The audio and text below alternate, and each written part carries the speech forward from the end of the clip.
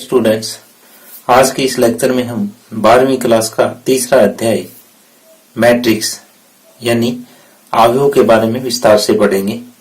तो हम सबसे पहले ये पढ़ते हैं कि मैट्रिक्स होता क्या है। मैट्रिक्स यानी हिंदी में इसको अवयव बोलते हैं। अवयव क्या होता है? तो ये एक अरेंजमेंट है।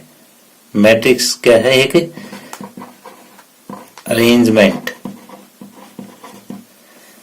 और ये अरेंजमेंट किस चीज का हो सकता है? ये अरेंजमेंट संख्याओं का हो सकता है या फिर फलनों का भी हो सकता है। तो यानी मैट्रिक्स क्या है? मैट्रिक्स एक अरेंजमेंट है जिसमें संख्याएं हो सकती है या फलन हो सकते हैं। तो यहाँ पे हम एक उदाहरण ले रहे हैं अरेंजमेंट, अंकों के अरेंजमेंट का, संख्याओं के अरेंजमेंट का। जैसे 3, 4, 5, 7, 8, 9, 3, 2, 1, 4, 2, 7, ये हमने कोई अरेंजमेंट लिया।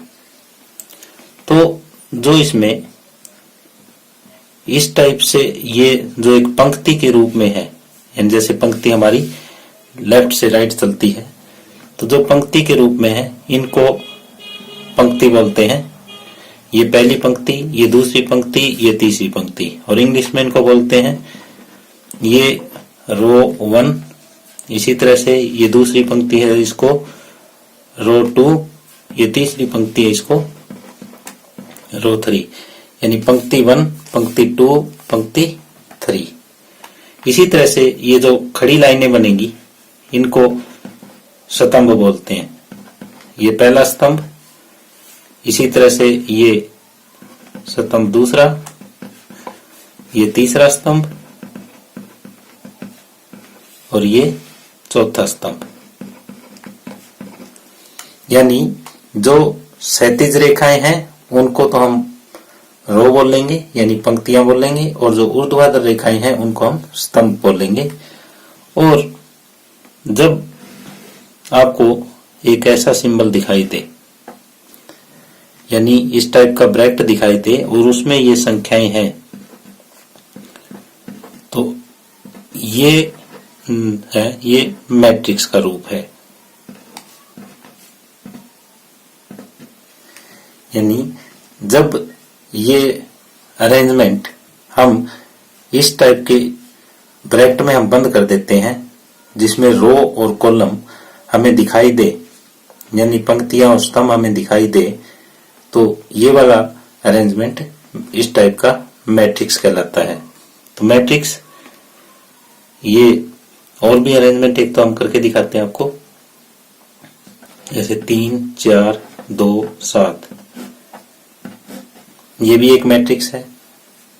अब जिस तरह से हमने बताया था कि अरेंजमेंट किन का हो सकता है, संख्याओं का भी हो सकता है और फलनों का भी हो सकता है। तो x + 3, y + 2, z और t, ये भी एक मैट्रिक्स है। और अगर अकेला अक्षर है उसके अगर ये ब्रैकेट लगा दी हमने तो ये भी एक मैट्रिक्स है। और अगर इसमें सारे अक्षर हमने 0 0 लिख दिए तो भी ये मैट्रिक्स है। तो यहाँ मेरा कहने का अर्थ ये है कि मैट्रिक्स जो है वो एक संख्याओं और फलनों का अरेंजमेंट है, और इसको हम कैपिटल लेटर्स से दिखाते हैं, इंग्लिश के कैपिटल लेटर्स से व्यक्त करते हैं। यानी अवयव को हम अंग्रेजी के बड़े अक्षरों से दर्शाते हैं। जैसे a के बराबर 3, 4, 9, 2, 7, 3, ये हो गया। इसी तरह से एक और हम मैट्रिक्स लेते हैं b, 3, 4, 2, 7, ये भी हम बड़े अक्षर से डिनोट करते हैं। अब है अवयव की कोटि यानी ऑर्डर ऑफ ए मैट्रिक्स। किसी भी मैट्रिक्स का हम ऑर्डर किस तरीके से निकालेंगे, जैसे एक एग्जांपल की सहायता से हम इसको दर्शाते हैं। 2 3 4 5 6 7 3 2 1।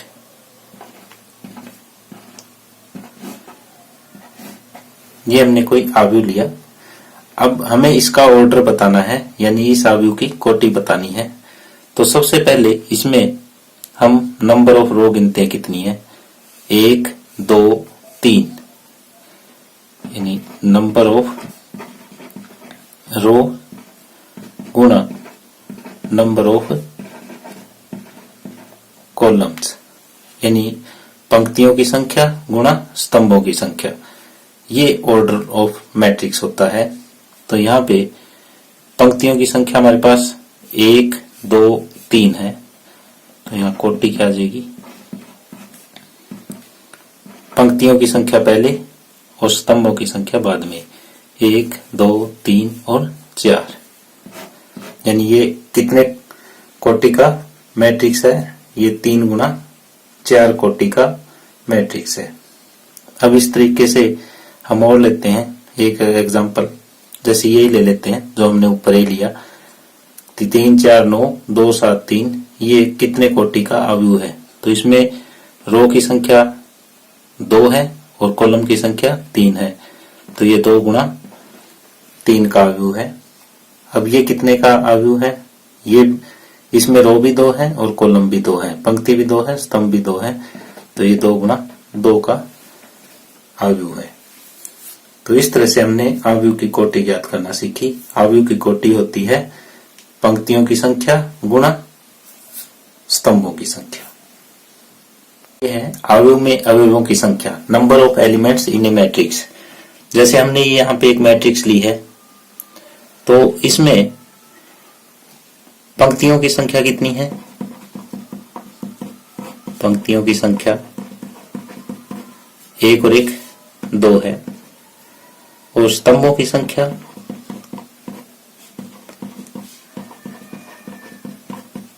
1 2 और 3 है। तो अवयवों की संख्या जो आएगी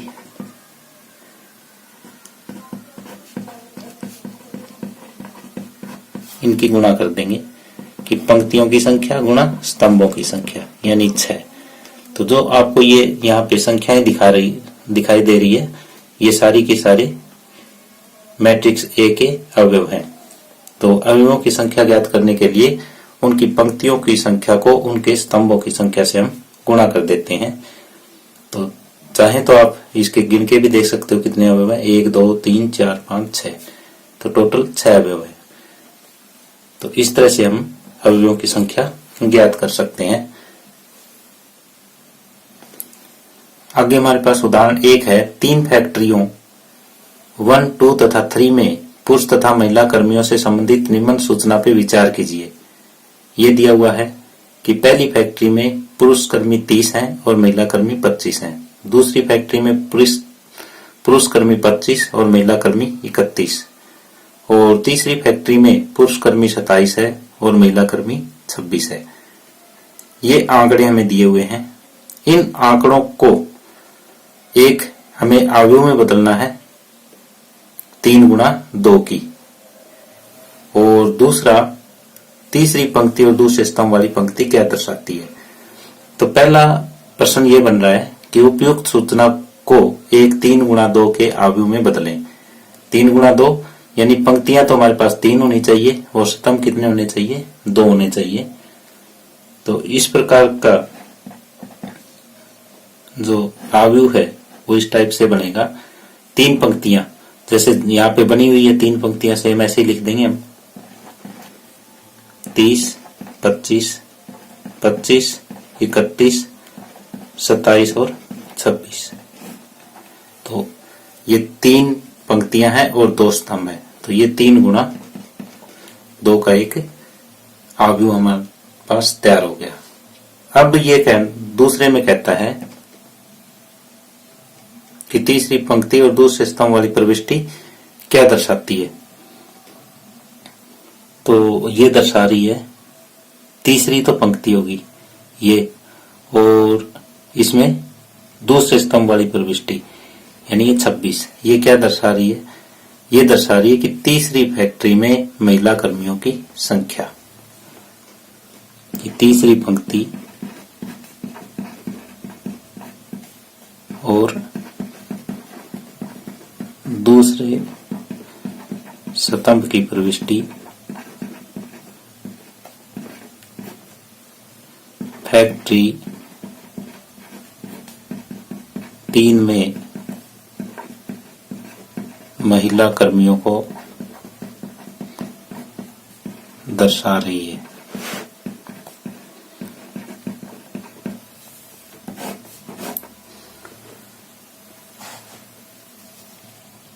उदाहरण 2 है, यदि किसी अवयव में 8 अवयव हो तो इसकी संभव कोटियां क्या हो सकती है? तो जैसे हम जानते हैं कि कोई भी अवयव जो m गुणा n कोटि का है तो उसके अवयवों की संख्या m1 होती है, और हमें यहाँ अवयव दे रखे हैं 8। तो हम ऐसे जोड़े छांटेंगे जिनका गुणा 8 हो जाए। तो यहाँ अवयवों की संख्या हमें दे रखी है 8। तो हमें ऐसे युग्म ज्ञात करने हैं जिनका गुणनफल 8 हो। तो ऐसे कौन कौन से हो सकते हैं? एक तो 1 और 8 हो सकता है, दूसरा 8 की 1 के साथ गुणा भी 8 होती है, 4 की गुणा 2 के साथ 8 होती है, और 2 की गुणा 4 के साथ 8 होती है। बस ये ही हमारे संभावित युग्म हो सकते हैं जिनका गुणनफल 8 हो। तो अतः संभावित कोटियां क्या हो जाएगी?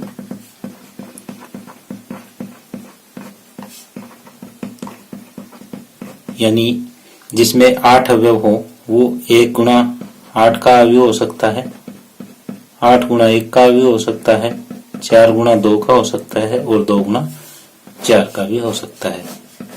तो इस तरह से ये 4 संभावित कोटियां हो सकती है। आगे तीसरा उदाहरण है, एक ऐसे 3 गुणा 2 अवयव की रचना कीजिए जिसके अवयव aij 1/2 मोड i-3j मोड द्वारा प्रदत्त है।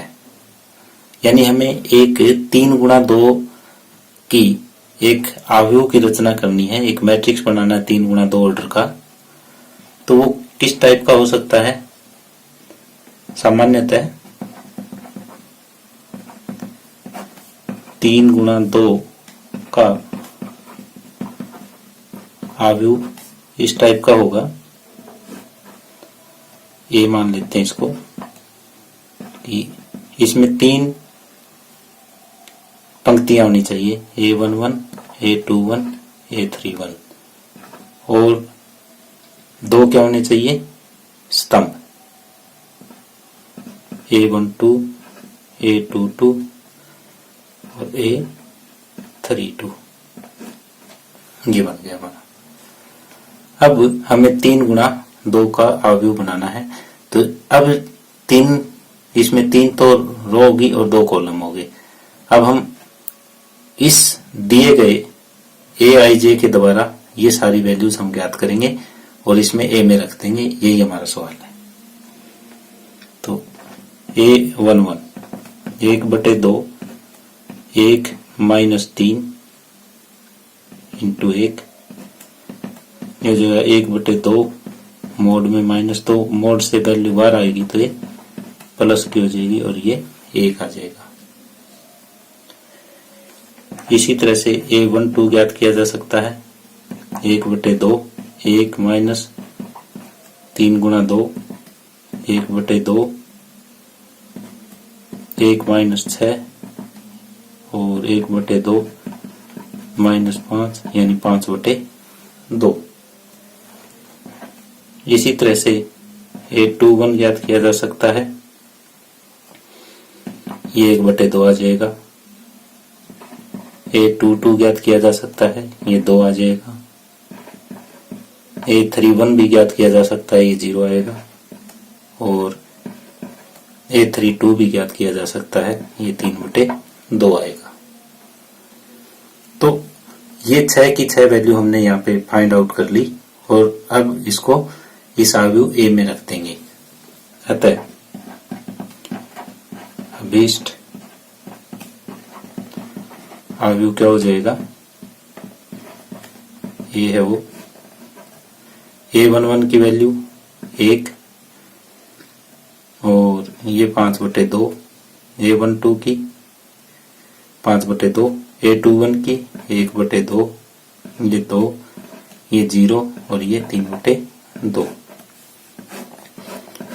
तो इस तरह का जब भी कोई सवाल आ जाए तो सबसे पहले हमें ये देखना है कि ये कितने गुणा कितने का आव्यूह बनाना है। तो फिर सबसे पहले जो एक जनरल आव्यूह है वो बना लेंगे और फिर AIJ के द्वारा इन सभी का मान निकाल के उसमें रख देंगे।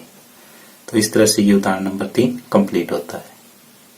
आव्यूहों के प्रकार यानी टाइप्स ऑफ मैट्रिसेस कि मैट्रिसेस की टाइप कौन कौन सी हो सकती है। पहली टाइप है स्तंभ आव्यूह यानी कॉलम मैट्रिक्स। तो एक ऐसा आव्यूह जिसमें केवल एक ही स्तंभ हो वो स्तंभ आव्यूह कहलाता है। जैसे हम यहाँ पे ले रहे हैं 1 2 4 9, तो इसमें स्तंभ तो एक है और जो पंक्तियां हैं वो 4 है, तो ये 4 गुना 1 का आव्यूह है। और इसी तरह से और भी लिए जा सकते हैं 3 4 5, यानी स्तंभ आव्यूह में आपको केवल स्तंभ ही दिखाई देगा। ये 3 गुना 1 का है, केवल एक ही स्तंभ होगा इसमें। तो ये अगर लिखना चाहें तो हम ऐसे लिख सकते हैं कि एक स्तंभ आव्यूह वह आव्यूह होता है जिसमें केवल एक स्तंभ हो, यानी ऐसा मैट्रिक्स जिसमें केवल एक ही कॉलम हो वो कॉलम मैट्रिक्स कहलाता है। इसी तरह से रो मैट्रिक्स क्या हो जाएगा, ऐसा मैट्रिक्स जिसमें केवल एक ही रो हो वो रो मैट्रिक्स कहलाता है। यानी पंक्ति आव्यूह किसे कहेंगे, एक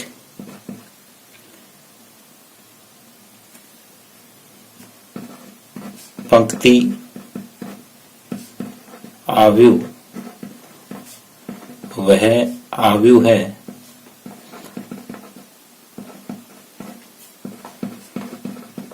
जिसमें केवल एक पंक्ति हो।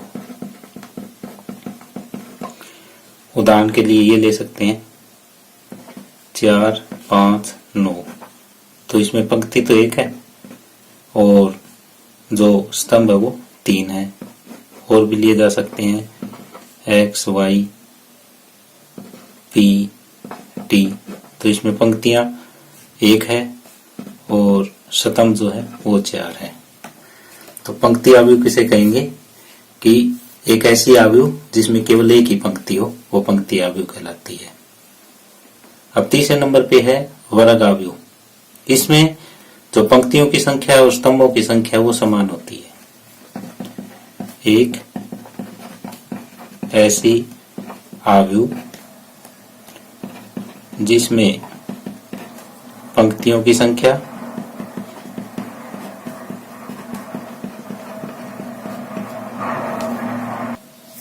स्तंभों की संख्या के बराबर हो।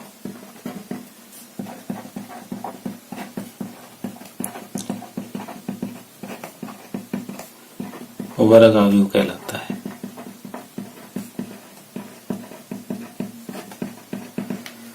यानी स्क्वायर मैट्रिक्स किसे कहेंगे कि ऐसी मैट्रिक्स जिसमें रो और कॉलम दोनों की संख्या समान हो तो वो स्क्वायर मैट्रिक्स होती है। तो इसके लिए हम उदाहरण दे रहे हैं यहाँ पे X Y Z और T। इस आव्यूह के अंदर 2 ही पंक्ति है और 2 ही स्तंभ है। तो ये एक वर्ग अवयव है। इसी तरह से एक और लेते हैं, 1 3 5 9 7 2 0 3 7। इसमें 3 पंक्ति और 3 स्तंभ है, तो ये भी एक वर्ग अवयव है। तो हम इस नतीजे पे पहुंचे वर्ग अवयव में कि जो पंक्तियों की संख्या है वो स्तंभों की संख्या के बराबर है, तो वो एक वर्ग अवयव है। तो यहाँ हमने 3 तरह की अवयव अभी तक डिस्कस की है कि स्तंभ अवयव जिसमें केवल एक ही स्तंभ हो, और पंक्ति अवयव एक ऐसी अवयव जिसमें केवल एक ही पंक्ति हो, और वर्ग अवयव जिसमें पंक्तियों और स्तंभों की संख्या बराबर हो। यह विकर्ण अवयव यानी डायगोनल मैट्रिक्स। तो सबसे पहले तो हमें किसी भी मैट्रिक्स का डायगोनल पता होना चाहिए, फिर इस डेफिनेशन पे हम पहुंचेंगे कि हम किसी भी अवयव का विकर्ण कैसे लेते हैं। जैसे हमारे पास एक ये अवयव है, तो इसमें विकर्ण जो लेंगे वो ये वाला लेंगे,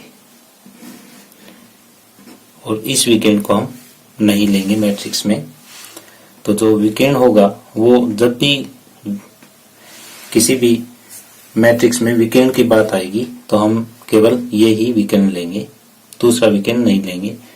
तो अब आता है कि विकर्ण अवयव किसे कहते हैं। तो एक ऐसा अवयव जिसमें विकर्ण को छोड़ के बाकी सारे के सारे अवयव 0 हो। तो यहाँ पे उदाहरण ले रहे हैं हम 1 0 0 0 3 0 0 0 5। तो यहाँ पे जो विकर्ण के अवयव हैं उनको छोड़ के बाकी सारे अगर 0 है तो ये विकर्ण अवयव कहलाएगी। और उदाहरण भी लिए जा सकते हैं इसके, जैसे -1 0 0 2, ये भी एक विकर्ण अवयव है। इसको ए से डिनोट कर दें, इसको बी से कर दें, और अगर अंदर सिर्फ ये लिख दिया अकेला तो ये भी एक विकर्ण अवयव है। अब ये ध्यान रहे कि विकर्ण अवयव जो होता है वो एक वर्ग अवयव होना जरूरी है। अब आगे है अदिश अवयव यानी स्केलर मैट्रिक्स। तो स्केलर मैट्रिक्स एक किस्म से विकर्ण अवयव होता है, लेकिन इसके जो विकर्ण के अवयव है वो समान होते हैं। जैसे हम यहाँ पे ले रहे हैं 3 3 0 0, यहाँ विकर्ण के अवयव अगर समान है तो ये एक अदिश अवयव है। इसी तरीके से एक और लिया जा सकता है 0 0 वर्गमूल 3। यहाँ पे भी हम देख रहे हैं कि विकर्ण जो है वो बराबर है और विकर्ण को छोड़ के बाकी सारे अवयव 0 है। तो ये भी एक अदिश अवयव का उदाहरण है। एक उदाहरण आप और भी ले सकते हो, जैसे -1 0 0 -1, ये भी एक अदिश अवयव है। तत्समक अवयव यानी आइडेंटिटी मैट्रिक्स। तो तत्समक अवयव कौन सा अवयव होता है कि ऐसा विकर्ण अवयव जिसके जो विकर्ण के अवयव हैं वो सभी एक एक हों। जैसे 1 0 0 0 1 0 0 0 1, ये एक तत्समक अवयव है। और इसी तरीके से एक उदाहरण और लिया जा सकता है 1 0 0 1, ये भी एक तत्समक अवयव है। और अकेला 1 लिख दें, ये भी एक तत्समक अवयव है।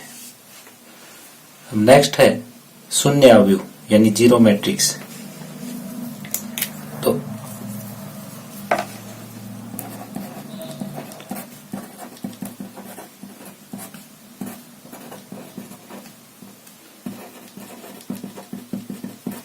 शून्य अवयव कौन सा होता है? एक ऐसा अवयव जिसमें सभी अवयव शून्य हों, वो शून्य अवयव कहलाता है या जीरो मैट्रिक्स कहलाता है। इसको नल मैट्रिक्स भी बोलते हैं। जैसे ए के बराबर ये शून्य अवयव है, ये भी शून्य अवयव है, ये भी शून्य अवयव है।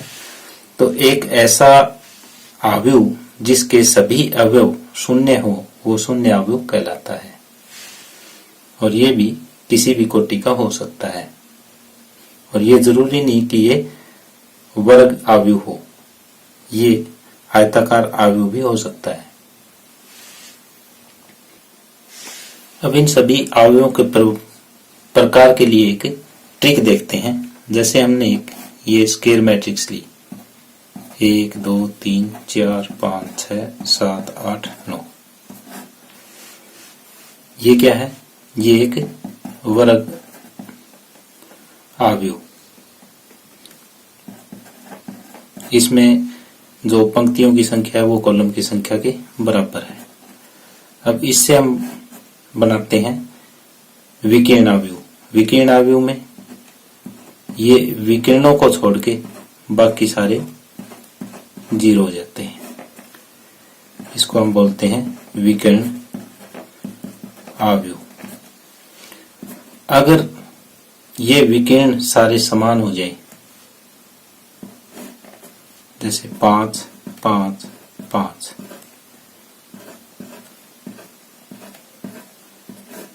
तो ये जो अवयव बनेगा ये अदिश अवयव होगा।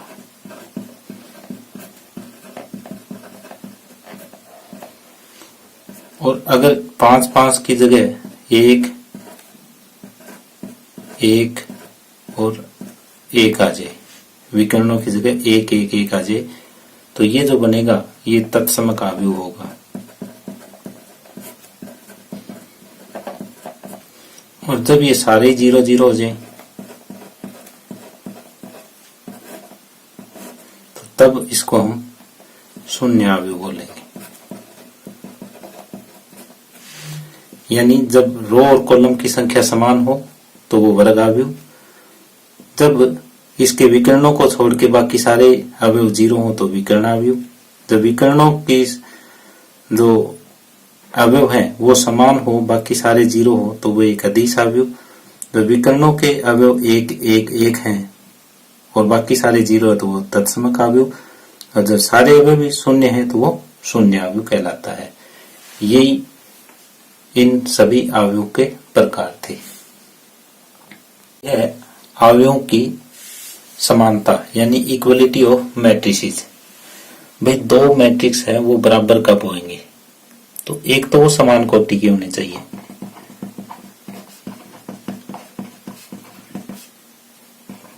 और दूसरा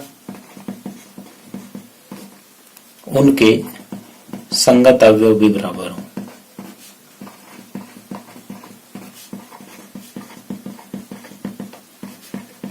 तो वो समान होंगे, नहीं तो समान नहीं होंगे। जैसे हम यहाँ पे एक उदाहरण ले रहे हैं, x y z और t, ये बराबर 1 2 3 4, ये बराबर कब होंगे? पहले तो हम देखते हैं कि ये भी 2 गुणा 2 कोटि का है, ये भी 2 गुणा 2 कोटि का है। पहली कंडीशन तो ये पूरी करता होना चाहिए। और दूसरा, ये पहला एलिमेंट, पहला रो पहला कॉलम इसके बराबर होना चाहिए और इसका संगत इसके बराबर होना चाहिए। यानी x तो 1 के बराबर होना चाहिए, y 2 के बराबर होना चाहिए, इसी तरह z 3 के बराबर होना चाहिए और t जो है वो 4 के बराबर होना चाहिए। तभी ये बराबर है, नहीं तो बराबर नहीं कहलाएंगे। यानी 4 5 -1 7, 4 5 -1 7, यानी ये 2 गुणा 2 का मैट्रिक्स है, यानी समान कोटि का है। और दूसरी बात, इसके संगत अवयव भी बराबर हैं, तो ऐसा अवयव जो है वो समान अवयव कहलाएगा। और अगर एक भी अवयव डिफरेंट आ गया तो ये समान अवयव नहीं है।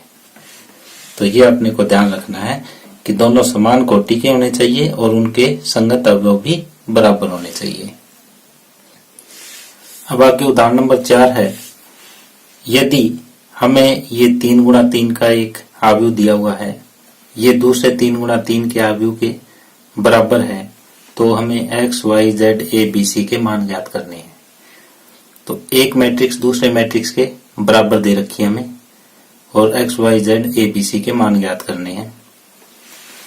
तो बराबर की जो परिभाषा है उसके अनुसार क्या है कि दोनों समान कोटि के हों, वो तो ये है, और साथ में इनके जो संगत अवयव हैं वो भी बराबर होने चाहिए, यानी x प्लस 3 जो है वो 0 के बराबर होना चाहिए। साथ में z प्लस 4 है वो 6 के बराबर होना चाहिए, 2y माइनस 7 है वो 3y माइनस 2 के बराबर होना चाहिए, माइनस 6 के बराबर है ही, और a माइनस 1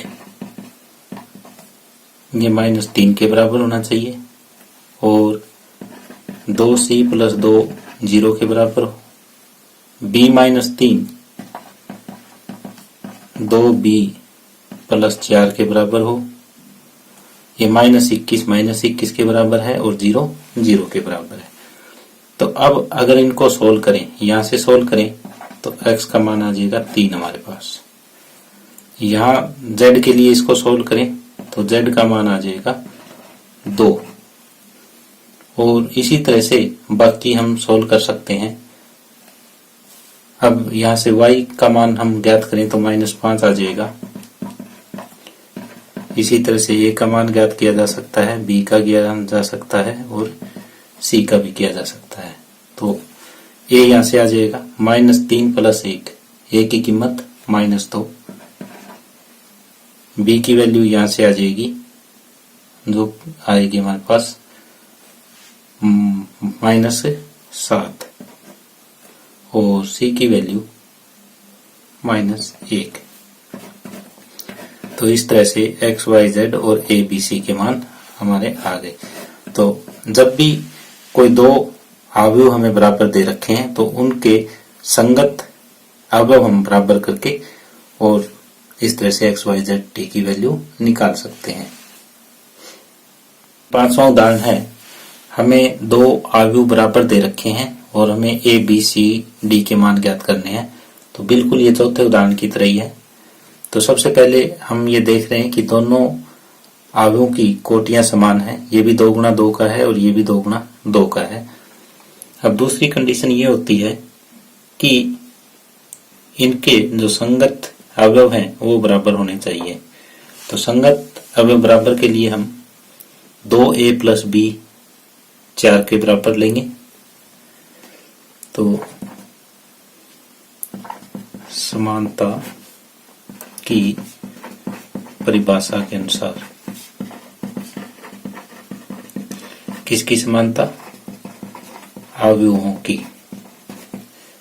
परिभाषा क्या कहती है कि 2a प्लस b 4 के बराबर होना चाहिए और a माइनस 2b -3 के बराबर होना चाहिए, 5c माइनस d 11 के बराबर हो और 4c प्लस 3d 24 के बराबर होना चाहिए। तो इन दोनों से a b का मान ज्ञात हो सकता है। यहाँ पे a आ जाएगा 1 और b आ जाएगा 2। इन दोनों से c और d का मान ज्ञात किया जा सकता है। तो c आ जाएगा 3 और d आ जाएगा 4। तो इस तरह से a, b, c और d का मान हम ज्ञात कर सकते हैं। तो बाकी काम तो ये हमारा 10वीं क्लास का है, a, b का मान ज्ञात करना। तो जो 12वीं क्लास का काम है वो सिर्फ ये है कि आयु की जो समानता की परिभाषा है वो कि इनके जो संगत अवयव हैं वो बराबर होने चाहिए। संगत अवयव बराबर लेके हमने ABCD का मान यहाँ ज्ञात कर दिया। तो इस तरह से ये प्रश्नावली 3.1 के उदाहरण कंप्लीट होते हैं।